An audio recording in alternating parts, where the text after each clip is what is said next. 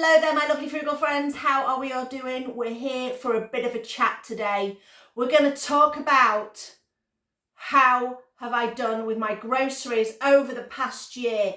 Did I spend less or more overall than our target was? Now, our target was for 2 people in our house, 2 adults, £100 a month on food. Yes, that is including the inflation prices. Oh my days, they have been horrendous. But have we worked hard enough? Have we been savvy enough to do that? Now, I was looking online the other day and I found that the average couple spend per week on food £74. So that's about £320 a month-ish. 7, 14, 21, 28. Yeah, 5-week months, all those kind of stuff. So roughly £320 a month on food. And we are trying to do it for 100. But the question is, were we able to? Now, I've been through all my videos because foolishly, I did not write down how much I'd spent each month in a little notebook and pop it away somewhere. So I had to go through all my other videos at the ends and list them month by month. And I've done that. It's on, as usual, just scrappy pieces of paper that I can find in pads, and I'm using them up because we're not wasting anything. So I'm going to go through month by month what we spend. Now, we seem to have up months and down months. Some of the up months were well up. Some of the down months were pretty good. So January last year, £133.45. Bit of an overspend that month, but it was probably a month. I found the overspend months are the months where I need to buy coffee, tea, oil, nutritional yeast, things that cost more than £3 or £4. So I have to buy a few of them to keep us going. And for some reason, they all seem to come at once. I seem to run out of the same few things at the same sort of time, and I end up with a bad month. But then, can we pull it back the next month, which we did in February? £44.94. That is brilliant. March, £156.09, so back up again. April, £77.32. May, what happened in May? I should rewatch the video. Have a look at May's video. What on earth did I buy for £161.06? But back down in June, £63.56. July, again, another good month, £57.22. August, £153.91. September, £70.82. October, I spent nothing. I bought things, but I spent nothing. I'm going to put a link, at the end of the video, I will put a link to the collection of all these monthly grocery haul videos. And October I spent nothing because I had vouchers. Vouchers are the saving grace for that month, and so that put the budget at 0. November, £165.66. I think that was our worst month overall, £165.66. But even so, that's still half of what the national average is meant to be. December, which included Christmas, but I did have some vouchers for that as well, £86.59 for a grand total of £1,170.62. Cheers to that. So divide that by 12. Are we above or under 100? Well, if you know pretty decent maths, you know we're under £100 a month. We are £97.55. Woohoo! We made it. I thought we might have gone over the target. I had said earlier this year that we might have to push the boundaries up to maybe £110 because of those price increases. But how did I do it? How did I keep my prices so low? Well, I've made a list. Here we go. My list says, what have I done to keep our spending low? Food warehouses. I use Rogers Wholesale twice a year to go and buy bulk things that they have. And often they will have pasta. that they're selling off really cheap. And we bought pasta last January and I still have some of that pasta left. It's a really good quality organic pasta, really nice. And I think I paid about 40p a bag for it. And it's better than normal pasta because it's a really dense pasta, so you need a lot less of it. So you're probably even getting more value out of it there. So we're probably going to go to Rogers sometime this month. So if I find anything interesting, I will pop it in a little video. Second thing, Too Good To Go. You have seen my Morrison's Too Good To Go boxes. Get one about once every 2 months or so. And they have been pretty good. £3.9p, and you're meant to get a minimum of 10% value in each box. And I'd say I have had satisfaction from 95% of my boxes. And if you are not satisfied, you just send a little message to Too Good To Go, explain what the problem was, and they will put a credit back on your account. So that is really good. So don't abuse it. People have done. I have heard about it. But I'm fully honest, and if there is an issue, I will message them, and they have been great. So the Too Good To Go boxes normally involve some bread products and some fresh products. I have had like 4 bags of carrots, so I've ended up with lots of carrot recipes. So you have to be prepared that you might get a lot of one thing, and you've got to be creative with what you can do with it. So let's cross these off. So Food Warehouse, Too Good To Go. OLIO. If you are not on OLIO, you need to download it, have a look and see what you can find in your local area that they are giving away for free. If you don't know what OLIO is, it's a food wastage app. You have food waste heroes who are in your community who will collect from the likes of Tesco's, Morrison's and other places, and they will bring it to their house. They get it for free. They can take the top 10% of whatever they want, and then they have to put everything else on the OLIO site for you to claim. If you've looked at my December grocery haul, you will see I got tons of OLIO products. Now, I was thinking about it when I was walking the dog this morning. I think on average, I get at least minimum £15 worth of products a month from OLIO. So you think over that's a year, that's £180 worth of products over the year. So would I spend £3 on a box of salad because I've had a couple of those salad boxes lately? No, probably not. However, getting that box for free meant that I didn't buy something else, so I might have not used up some other vegetables in our cupboards or our freezer on a dish because I will have substituted it with the salad. So that will save it for another time. So overall, I'm saving what I've got in my cupboard by using up what's in OLIO. And plus, it's a good thing to do because we hate food waste. And that's another thing we don't do in this house. We rarely waste any food. It is very, very rare we actually throw anything away that is leftovers. We eat what's on our plate. Very often I will portion it up so that if we make a meal, we will make a bigger amount. We will take what we want, we eat what we want, the rest goes in the freezer and can be used for another meal. It won't go in the bin. It's easier to make more than try and make enough for just the two of us and then try and work out how hungry we are. I don't have I'm not a fortune teller. I can't tell how hungry I am, and I won't often know exactly how much I want to eat. So I'd rather make more and have leftovers, and you can always have a small portion of leftovers and add to it on the next day.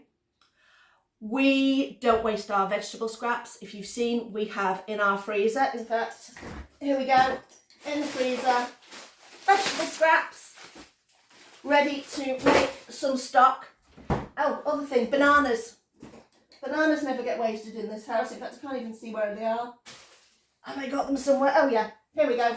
Bananas, I got a load of bananas off OLIO. These will go in the freezer. I freeze them with the skins on because they are great for making banana bread, which Chris takes to work with him every day, so they never get wasted. There we go. So if you can throw it in the freezer, throw it in the freezer. If you can use it for something else, I use it for something else. So let's cross OLIO out. Apps. Talking about other apps. Green JINN, Checkout Smart and SHOPMIUM are 3 apps that I have on my phone. And on a Wednesday night before we go shopping, I will scroll through those and see if there are any items that they are giving away for free to start with, because they often will do free products, or are doing them heavily reduced, so that you can claim, so if an item's £3 and you can claim £2 cash back on there via the app, £1 for something is not too bad, depending on what it is. Look through, decide what's of value for you. I don't generally do loads, but I do enough that it's made a dent. I think on the Checkout Smart app, I have claimed back over £50 worth of cash back, which is pretty good. I will put a code for SHOPMIUM. If you've not got SHOPMIUM, I can put a code next to that. I'll put all these in the description box, where you can claim a free item if you're interested. So that's quite good. Okay, next thing. I know my prices. I don't know the price of everything, but I have a rough idea of what is a good price and what isn't a good price. For example, if I'm buying I Can't Believe It's Not Butter, I know at most supermarkets it is £1.50. I will buy one pack if it is £1.50. If the price reduces to £1.25, that's when I buy multiple packs and keep it going, because it's 25p per pack. If I buy 4 packs, I've saved myself £1. So if I know the prices are going to be reduced, for example, I know this month is January, so it's Veganuary. A lot of stores will be putting their vegan stuff at a low price for this month. So I will be looking out for all those prices and those price reductions, because I know what I can spend on those items. And I know roughly, like the vegan meat is normally £2.70 a pack. So if I can get that for £1.70 a pack, or roughly about that price, that'll be good. And I might get a few of those in. So it's all about knowing what you normally spend on something. I normally spend £2.70 on coffee. I've gone into Lidl. They don't have the same size coffee. They do have 2 smaller ones, but the price of the 2 smaller ones works out more expensive than my 1 bigger one at Tesco, so I'm not going to buy it from Lidl. People I have spoken to in the past, and I know in a few groups that I'm on on Facebook, do a price book where they write down, say, the top 20 items that they buy regularly and what the regular price is, keep it in their bag. Then they know when they're out and about, oh, is that tea cheaper? That PG tea that I always buy, that's normally £3.40, is it cheaper when I'm out and about? Have a look, see what it is. It's interesting to see actually what the prices are in other places. So know what your prices are is a useful thing to do. Next, there we go. I make a list. I make a list every time I go shopping. Do I stick to the list? No. Do I buy everything that's on the list? Yes. Because the list is normally the things that are essential, that we definitely know, that we definitely need, so they have to be bought. Does that stop me from buying anything else? No. Now I know some people say make a list, stick to it, don't buy anything else. I don't want to miss out on a really good value product. So if I've not got I Can't Believe It's Not Butter on my list, and I notice that the I Can't Believe It's Not Butter is reduced, I'm going to buy it. Or if I see some things in the reduced price section with the yellow stickers on, if it's not on my list, do I not buy it? No, I'm going to buy it, because if those sausages are £1 cheaper than the normal sausages, I'm going to go and buy a few packs of them. Beyond Burgers are normally £4 a pack. I'm not going to spend £4 a pack on Beyond Burgers. I'm going to wait till I see them in the yellow sticker section or in the reduced section, and I will buy them then. So my list is fixed, but I can buy extras if I think they're a good price. That's what I do. Okay. Now I know I have mentioned it before, and I've mentioned it in a few other videos, vouchers. Vouchers for me work out a great thing, but where do I get them from? For approximately, a good 15, possibly 20 years, I have been doing surveys online for a variety of companies. All as I did was I typed in fact, I think the first time I found out about surveys was I was looking at ways to make money online, and it came up in somebody's blog and they listed some of the some of the survey places, and so I decided to go and start having a look. And then over time I noticed other survey places and other survey places, so I probably have a core 8 survey places that I will go to regularly and fill in surveys. If you want a copy of that list of survey places, drop me an email. It's trying to get by 2021@gmail.com, and I will send you a list. Now, remember, I've been doing these a long time, so I get quite regular ones. But once you get into it and get used to it, it works really, really well. Especially if you've got some time, you might be sat watching the television, watching your favourite soap. Watch your soap, have your computer by your side, do a survey while you are there. That's what I generally do. It's just a way of passing a bit of time while I've got a bit of downtime. Some surveys I do spend a bit longer on because I know I can earn a little bit more with them. But I've listed that in the piece of paper that I will send you. And the only thing I will suggest is, if you do decide to do surveys, and I wish I'd have done this years ago, set up a separate email for surveys only, because you will start to get quite a lot of them, depending on how many you join. You will start to get quite a lot of them coming through, and it will start to clog up your normal email. So it just works out a little bit easier if you have a separate email for your surveys. You can if you're on Gmail, you can normally set up a second email account and just tag into it, which is a lot easier to do. Now, this month coming up, January, I have already got myself £110 of Tesco vouchers. £50 of that is from my secret confession, which is I like gaming on my phone. I like doing, those daft games like Klondike and Merge Mansions and different things like that. But if I'm going to play those games, I do them through an app called Mist Play. And Mist Play will give you all those games to play, but they will also give you points when you play. You play for 15 minutes, they'll give you so many points. You reach level 5, they'll give you so many points. And this is just me casually gaming. And over this past year, just doing my normal gaming, not specifically going out of my way to try and claim points, I've managed to get a £50 Tesco voucher, which I just converted just before the end of this year. So that's my £50. My other £60 that I've just claimed was through one of my survey sites. It's called Ipsos. I filled in a questionnaire and it was asking about dog treats. Specifically, I think it was Dentasticks. And I filled in all that kind of information. I was like, yes, my dog tries Dentasticks. They kind of said, oh, can we send you a pack? Brilliant, freebie. Who's not going to turn that down? So I got my freebie, and then they asked me some questions afterwards, like a feedback survey. And following on from that, I did an online interview. So there was a little group of us on a Teams group, and I got paid 5,000 points for that. So I had some points on there already, so I've cashed those in, printed out the vouchers, which gave me in total £60 of Tesco vouchers. So that's how I've got my £110 worth of vouchers to start with.